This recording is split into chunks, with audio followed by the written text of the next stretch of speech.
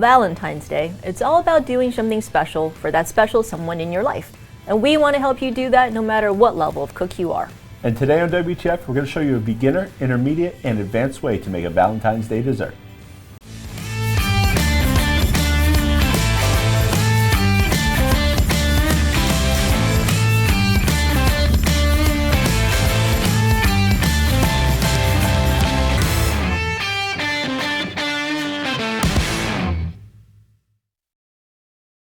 Hello and welcome to WTF, where we transform food here in the Modernist Pantry Test Kitchen. I'm Chef Scott Guerin. And I'm Janie Wang, one of the owners of Modernist Pantry.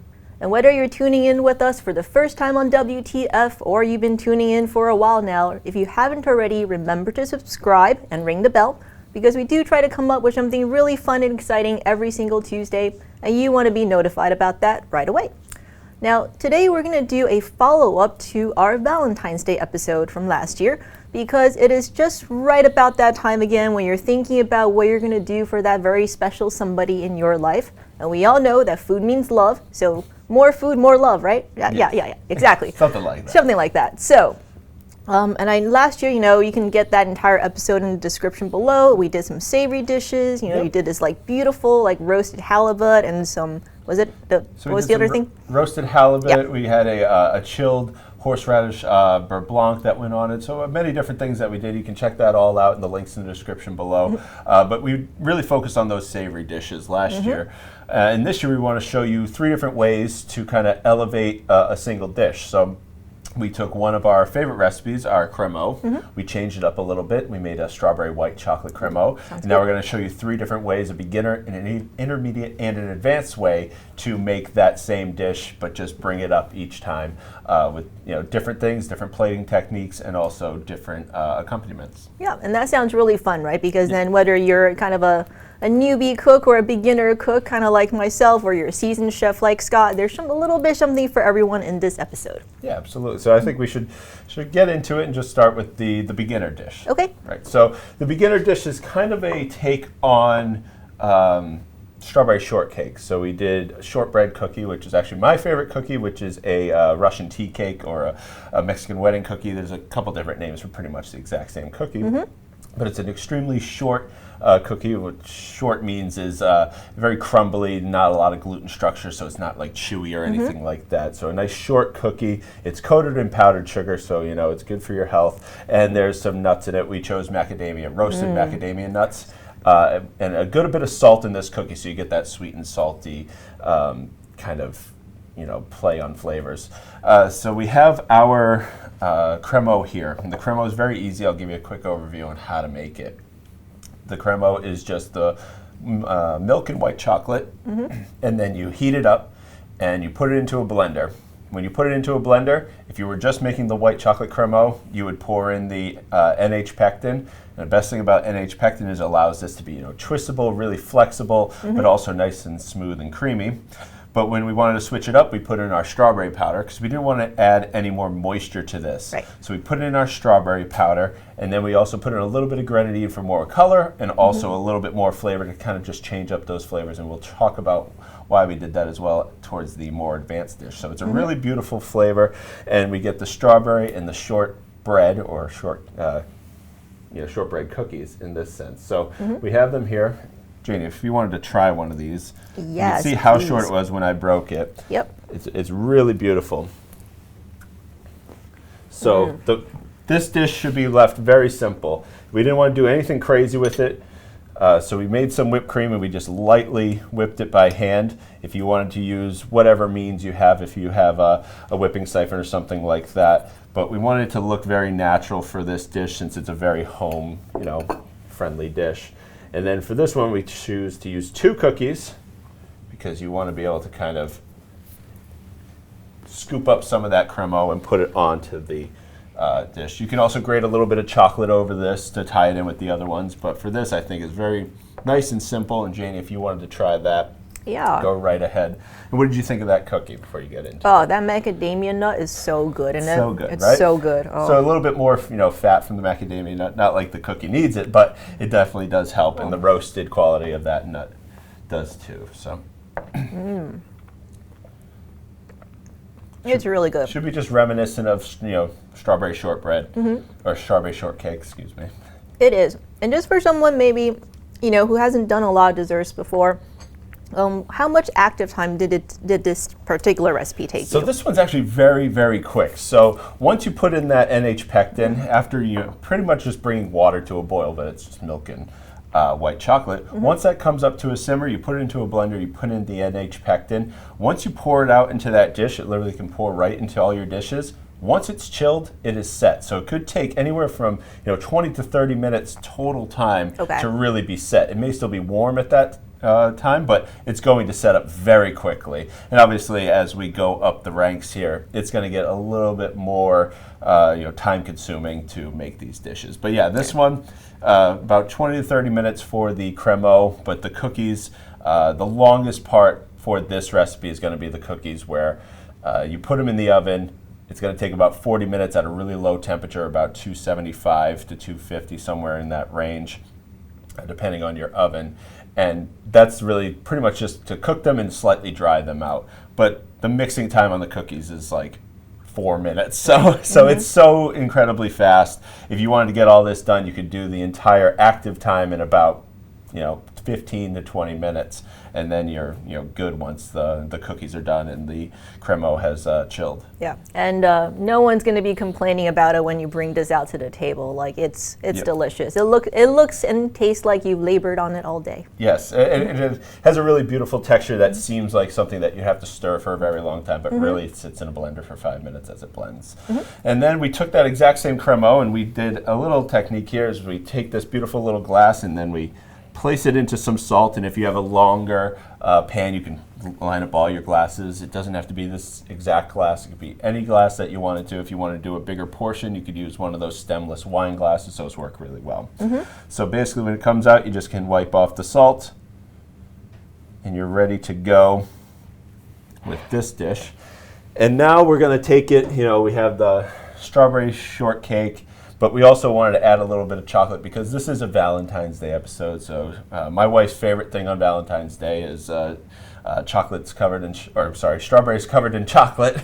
So we wanted to kind of play off that. So I'm going to just take this chocolate mousse, and this chocolate mousse is very simple to make. It's a little bit more advanced than let's say putting something into a blender and blending it for 5 minutes.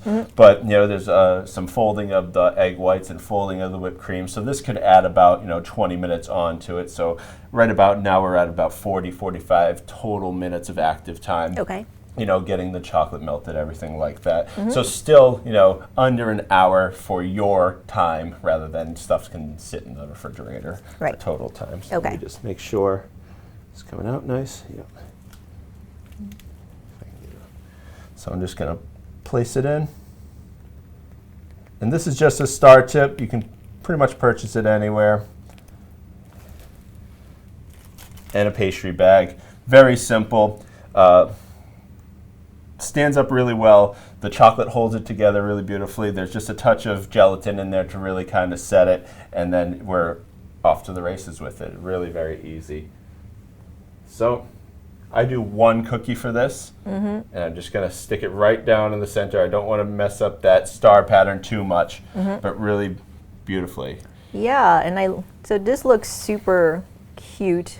So I love how this looks. Like this. Yeah, it looks like a little kind of cappuccino, right, with a little cookie on top. So very nice, and I like the the half pink, half chocolate, and then you get the cookie as well. So 3 different kind of colors, different textures. 3 different textures in this case, so you can try that out. We're going to have this mousse. Mousse is super good too. It's super creamy.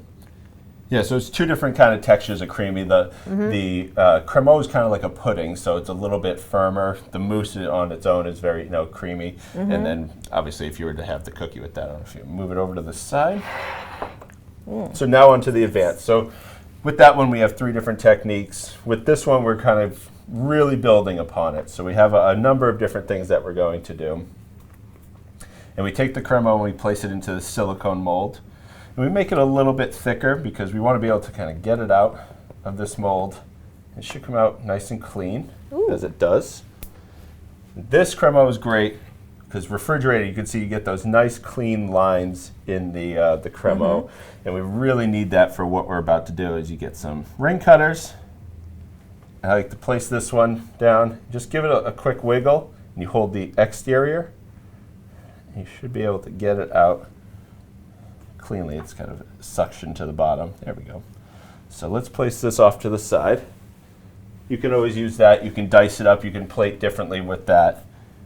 So I have this here, and I want to make sure that it is down nice and flat because I'm going to cut out a second circle from the center. So try and get as centered as possible. And if I do this properly, I can get the inside out. You just have to make sure it's not suction to the bottom. And I place the inside on the side. And then I place this in our little, we have a very stylized dish here that kind of could hold different liquids and whatnot, but I like to place this right in the center. So I get a nice circle, and now I can plate on that. So I take all the things that we've already used before, so we have our shortbread cookies, right? And I'm going to just place these around. I like for things to kind of look organic while we're doing this, so there. Remember, you can always wipe up the little bits after. So I'm going to place just a little bit more on there. But I do want to leave kind of a straight line across, and you'll see why in just a moment. Wipe up some of this. Great. So now we're going to keep garnishing. In here we have some freeze-dried strawberries. If you have a freeze dryer, you can make them yourself. If not, they're pretty widely available for purchase. So place some freeze-dried strawberries around. Ooh. Things happen. It's the delicate art of balance. Yes. There we go. Just one more here. Setting on the side. And now we have, these are actually black currant. So this goes along with kind of that grenadine flavor that's hidden in there. Grenadine is pomegranate. People think it's cherry. It's actually pomegranate flavored. So we have a little bit of black currant, so we're going through those kind of red fruits and adding different flavors. So I'm just going to place these and just kind of clump them together with the other set that you have here. And you can make pearls yourself through spherification, or like us, we just used our Christine Latenier flavor pearls for this because all the labor is going into the other pieces already, so we just wanted something ready to use. Yeah, exactly. Right. And you could, like we said, make the pearls, but when you're making a lot of dishes like this, it's nice to use reverse spherification pearls like this so that they last a bit longer. Yep. So I'm going to just give it a wipe around the edges. One thing, we have a cannelle of the chocolate mousse. So I just got to warm up the bottom because I did the cannelle right before.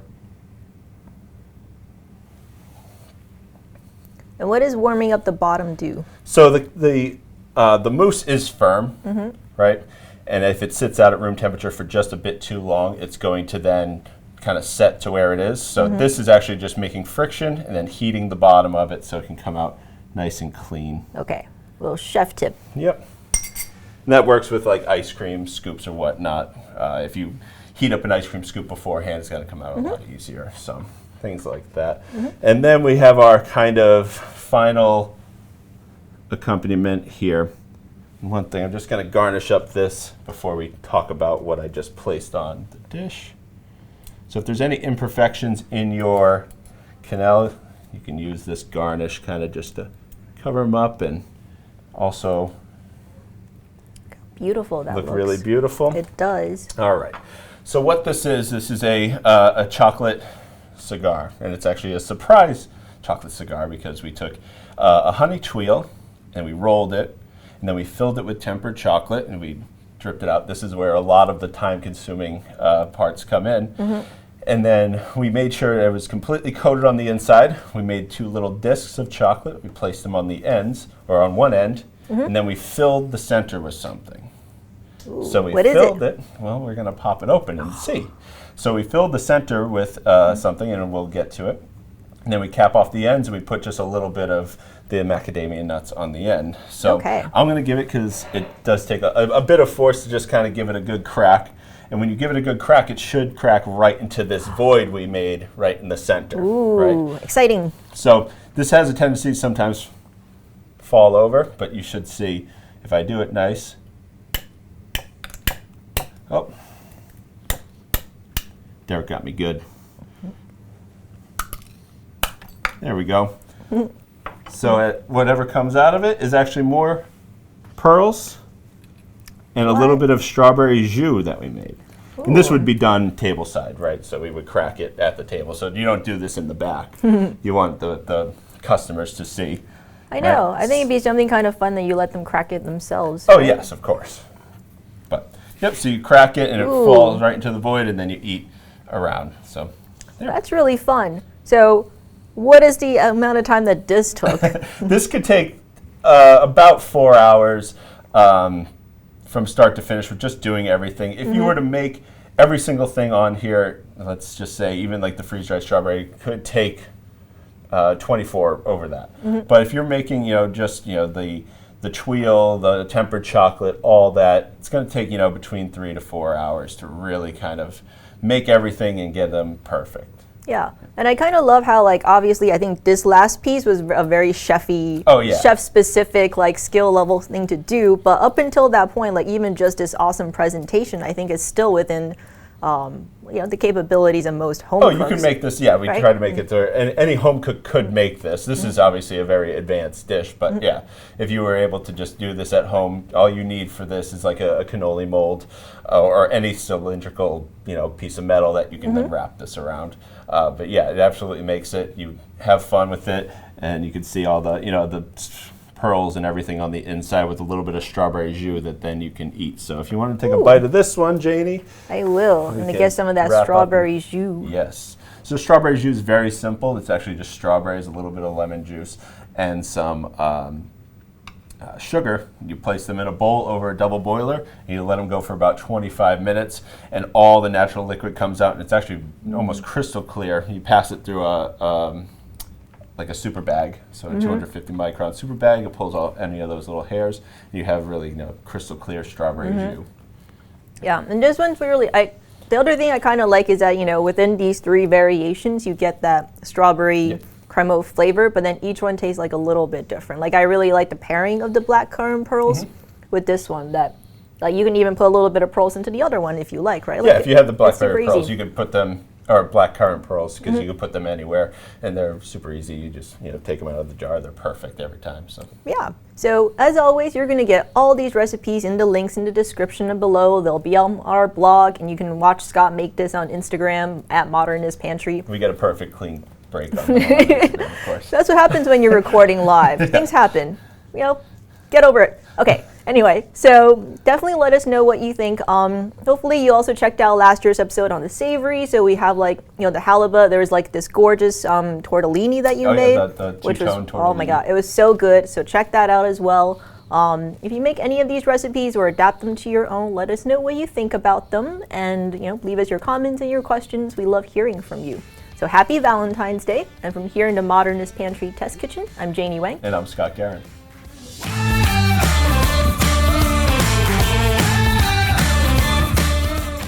Thank you so much for watching.